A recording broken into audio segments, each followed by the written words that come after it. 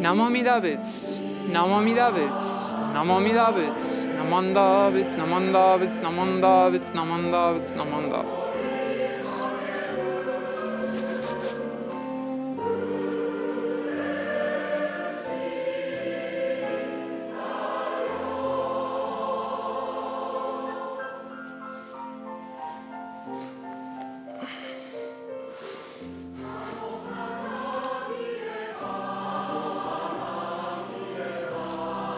Gasho. Namo Amida Buddha. Namo Amida Buddha. Namo Amida Buddha. Namanda Buddha, Namanda Buddha, Namanda Buddha, Namanda Buddha, Namanda Buddha, Namanda Buddha, Namanda Buddha, Namanda Buddha, Namanda Buddha.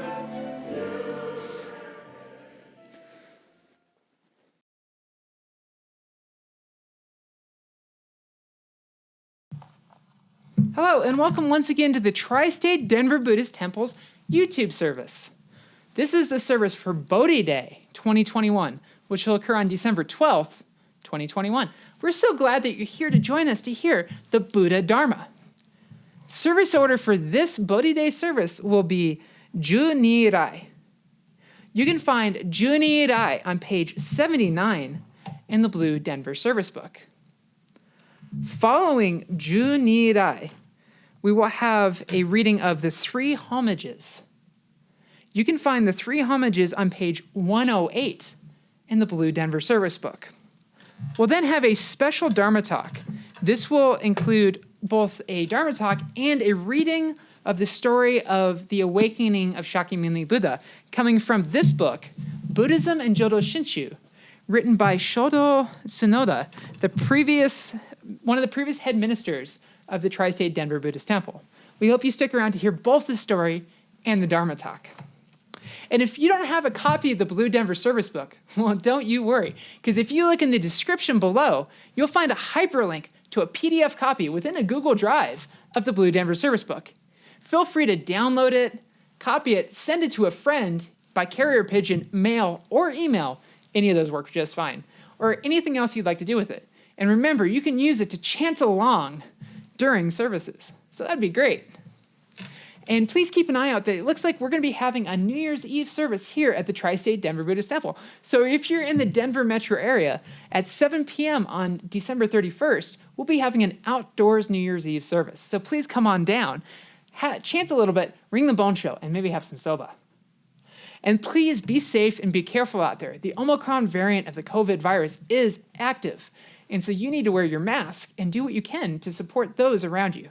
Remember, by working together, we can make everyone safe. And if you ever have any questions, comments, or concerns about any of these services, the comment section is right below. And please feel free to leave a comment or a question. I sure do hope that you all are safe out there, and thank you once again for joining us here at the Tri-State Denver Buddhist Temple's YouTube channel. And we'll see you again real soon. Until then, keep your hands in Gasho and say Namo Amida Buddha.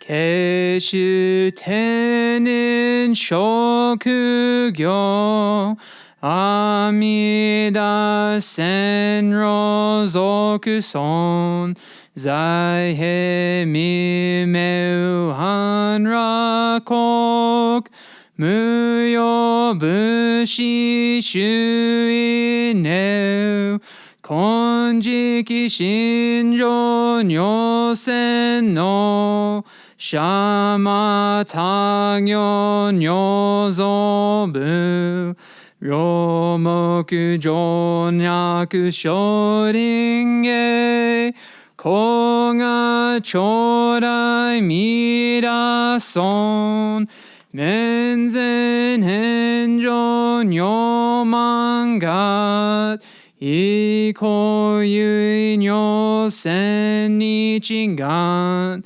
Shonyo tenku kushira 子が将来見出そう観音将来観中十衆生名相法所願のぶくげどまけまん子が将来見出そう無備無苦交渉上習得経験予告小さり役得自在子が将来見出そう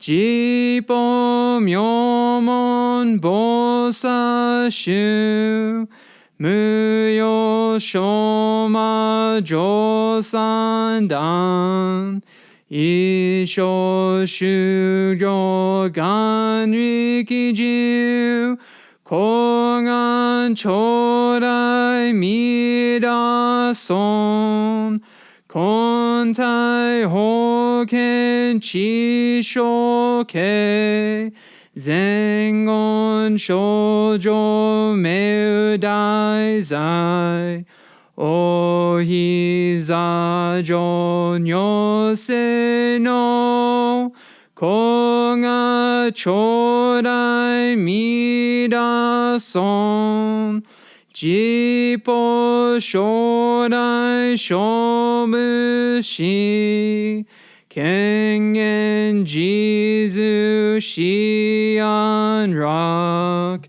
戦後草原上業子が将来見出そう小不無常無我と薬女水眼伝女老一種説法無名字子が将来見出そう非尊無節無悪名薬無如になく老夫主任死心教非尊子が将来見出そう非尊無用法勉強無所主悪知識往生不退死菩提子が将来見出そう合戦微尊苦毒寺修善無変如海水小学前後少女者摂取上小飛行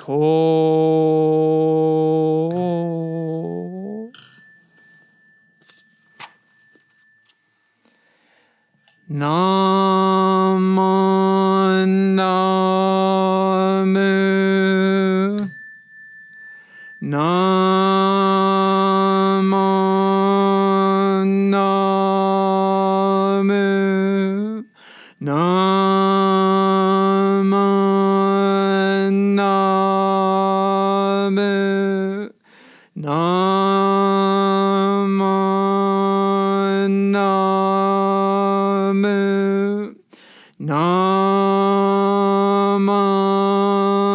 Namu Namandamu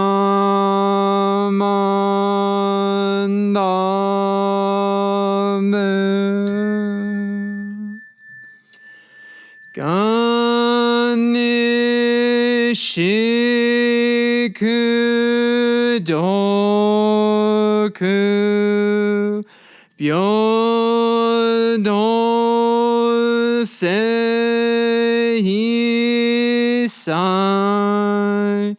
Dohon Monaishin Ojo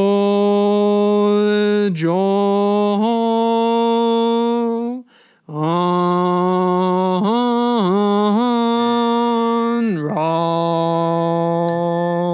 Ko.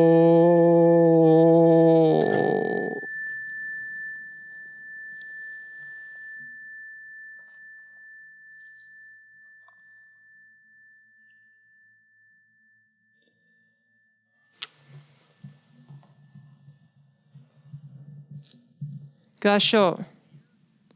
Namo Amida Boots. Namo Amida Boots. Namo Amida Boots. Namanda Boots, Namanda Boots, Namanda Boots, Namanda Boots, Namanda Boots, Namanda Boots, Namanda.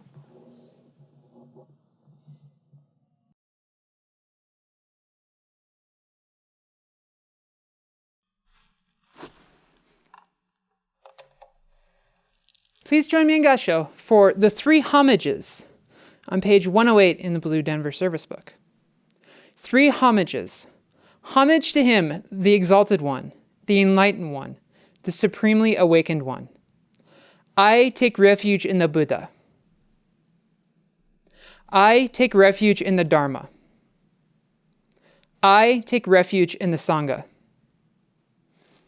Namo Amida Boots, Namo Amida Boots, Namo Amida Boots, Namanda Boots, Namanda Boots, Namanda Boots, Namanda Boots.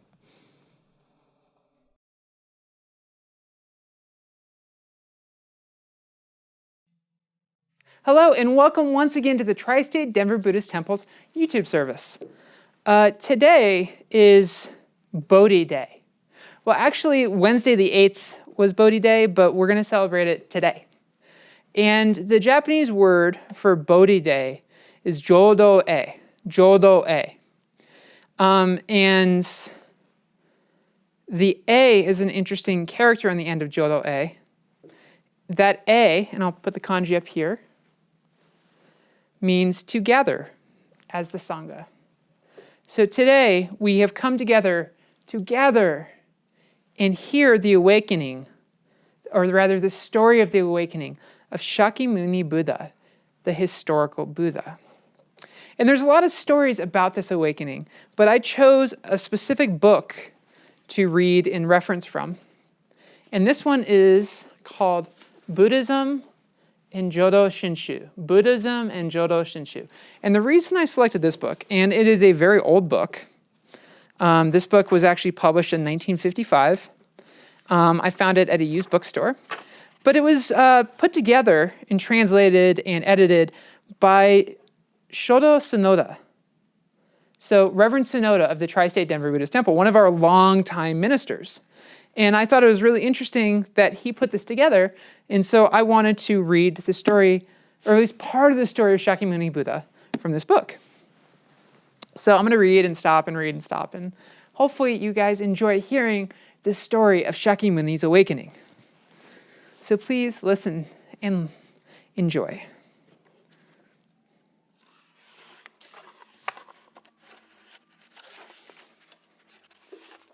And we know Shakyamuni Buddha was born Prince Siddhartha. And so the story starts with Prince Siddhartha young, married, and about 19. For 10 years, the prince was immersed in a round of music, dancing, and pleasure in the different pavilions.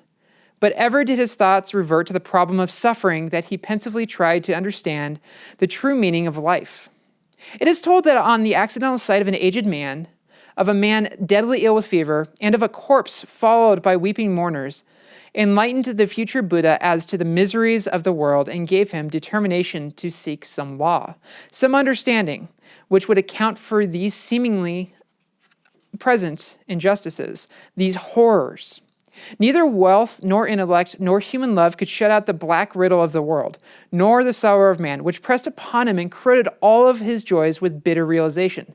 The senseless injustice and cruelty of the world. He roamed through the halls of the palace like a lion stung by some poisoned dart, and in pain he roared, "The world is full of darkness and ignorance. There is no one who knows how to cure the ills of existence. Someday we may all be ill, become aged, and die. We can't escape this. Luxuries of the palace, health and body, rejoicing youth, what do they all mean to me?" Thus the mental struggle went on in the mind of the prince until his 29th year, when his only child, Rula, was born. This seemed to bring things to a climax, and he decided to leave the palace, where he was virtually a prisoner, and seek the solitude of his mental unrest in the homeless life of a mendicant. This plan he carried out by night, leaving the castle with only his personal servant, Chana, and his favorite horse, the snow-white Kantaka. Even those left behind, and even these he left behind him when he crossed the river at the boundary of his father's kingdom. It is important to bear in mind the fact that this great renunciation was made, not in old age but in youth, not from safety but of worldly pleasures, with the full power to enjoy them, not from poverty, therefore, having no worldly loss to sustain, but from plenty, in meaning of satisfying all cravings, and that it was made from the sympathy within the sorrow of others, than from the personal sorrow within himself. From the scriptures, we learn the prince, on leaving home, went eastward and passed on to... So there's a lot of words in Sanskrit here, and I'm going to apologize because I'm going to butcher them, but we're going to try our best. All right. From the scriptures, we learn that the prince, on leaving his home, went eastward and passed Rajagira, the capital of King Bimbisara of Magadha. There he dwelt in the neighborhood of two noted Brahmas, Ardha Kamala and Uddaka Ramaputra. The former, a follower of Kapila, the reported founder of the Sankhya system of philosophy, laid great stress on the belief of an Atman, the eternal soul, and considered the disbelief in its existence of the soul as a denial of all religion itself. Without the belief in an eternal soul, he could not see any way for salvation. Like the munja grass when freed from its horny case, or like the wild bird when liberated from its trap, the soul, when freed from its material limitations, would attain perfect release. When the ego discerned its immaterial nature, it would attain true deliverance. This teaching did not satisfy Gautama, and he left Aranda, and he would become a disciple of Ramaputra. Later, he was a follower of Vanishka system, in which the teaching of the I laid greater stress on the question of karma and the transmigration of the soul. But again, the princely renundicant could not bring himself to believe in the existence of a soul, nor in its transmigration. It is interesting to note that Gautama had learned and practiced these two systems and exceeded in mastering them so completely that Aranda had asked him to become his associate, while Uddaka was even more prepared to make him the leader of his school. Neither system, however, satisfied Gautama, and because of his opinion, the liberation taught was incomplete by both cases. The so-called liberated soul was not actually free from limitation of the worldly existence.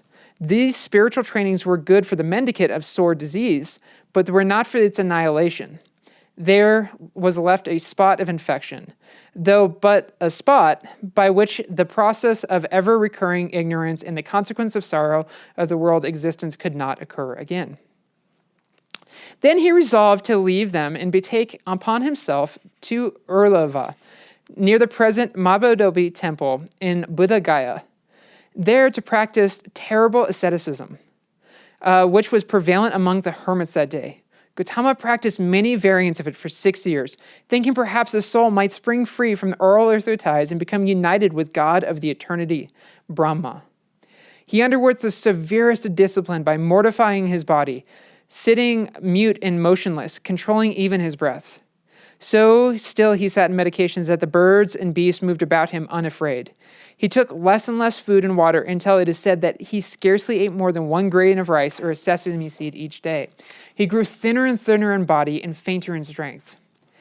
At last, one day, when he could think no longer, a dumb insect awoke him and crawled down into the river and lay in the shallow, warm water, utterly exhausted, where the 5 ascetics with whom he had held counsel and who expected great results from his incredible suffering said one to another, "He will die now. The ascetic Gautama will die."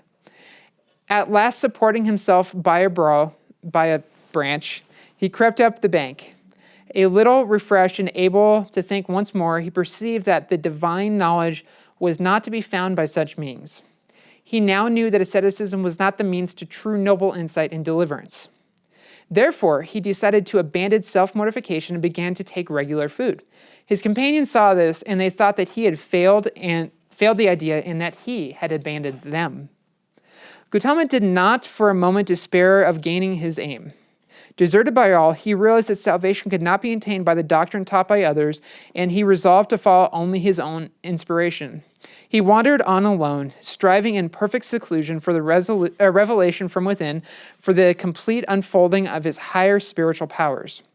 He received some food from Sunjata, the wife of a neighboring landowner. After he felt energy swelling up from within like a great river whose waters are rising, he arose, bathed in the river Narnanjara, and in the evening he sat steadfast towards the foot of a asvatha tree. Upon reaching his destination, he sat down cross-legged and upright with his face towards the east, making the resolution, "Skin, sinew, and bone may dry up as it will, my flesh and my blood may dry in my body, but without attaining complete enlightenment, I will not leave this seat."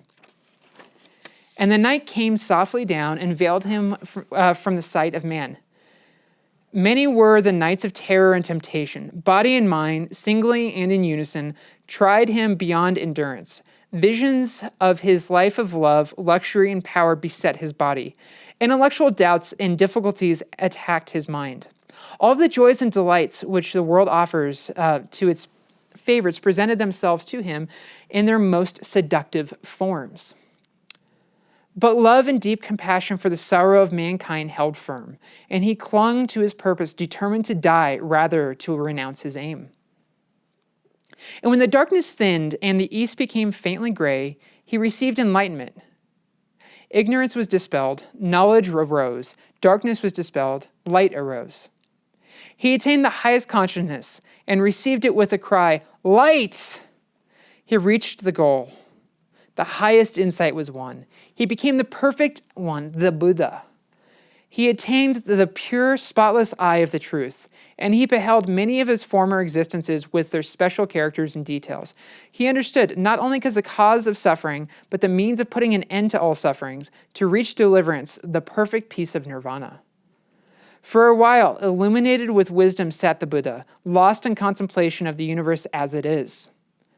And at last, lifting up his voice, he cried aloud in the trumpet of his song, saying, "Through worldly round of many births, I ran my course unceasingly, seeking the maker of the house. Painful is birth again and again. House builder, I behold thee now. Again a house thou shalt not build.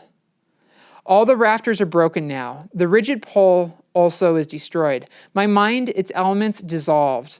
The end of all cravings has attained." This memorable day was the 8th of December. He was 35 years old. The enlightenment the Buddha attained was not the result of miraculous or mystic occurrences caused by the influence of extramundane divine powers, but was the direct apprehension of the truth, not a revelation, but a self-realization. The Buddha remained at the foot of the Bodhi tree for 7 days in deep meditation. He shrank from teaching it to people at large, and the thought occurred to him: mankind is given to desire, intent upon desire, delighting in desire. Most difficult for it to understand will be the moral constitution of the world. It will not want to hear the doctrine of renunciation of the worldly life, of subduing the desires and the passions and the path of deliverance. But soon compassion within erring and suffering of humanity induced him to take upon himself the difficult task of heralding the truth. He who had abandoned all selfishness could not but live for others. He saw that it was only his duty to teach what he had learned as clearly and as simply as possible, and to trust into the truth impressing upon itself people's minds in the proportion to each one of their lives of nature and mental capacity. He went first to his late companions whom he abandoned when he broke his fast. At first they shunned him, but after they had heard him, they acknowledged that he was the enlightened of the world and became his disciples, the first to be part of the brotherhood, the Sangha. This first discourse of the Buddha was called The Setting in Motion of the Wheel of Law, the foundation of the kingdom of righteousness. This sermon contains in concise terms the fundamental points of the whole doctrine. Naman Davits, Naman Davits, Naman Davits, Naman Davits, Naman Davits. So, this is a really great and wonderful and beautiful story about a prince who has everything, no pain, no wants, no desires, but sees that no one else does. It is a story of searching for liberation and then finding it, sharing what one learns with others, the true and utter compassion of a being who is fully enlightened. And it's true today as it is then. However, it was under circumstances then which aren't true today. In that kingdoms existed and one could escape from them. In that there were environments with no pain, no suffering, that there was no news in order to make the Prince Siddhartha aware of them.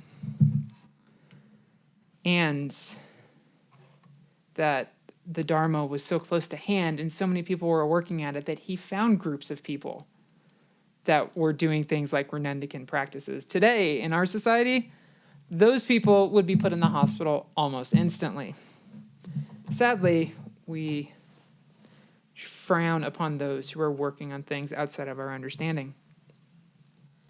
But outside of that, I had some thoughts on this story.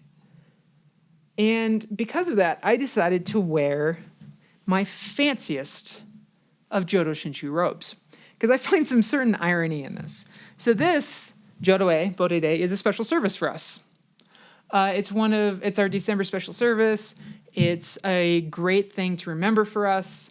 We look to the teachings of Shakyamuni Buddha who told us of Amida Buddha, who provided us a pathway for liberation, because we are way too foolish to go sit under a tree with total dedication. We are not those people.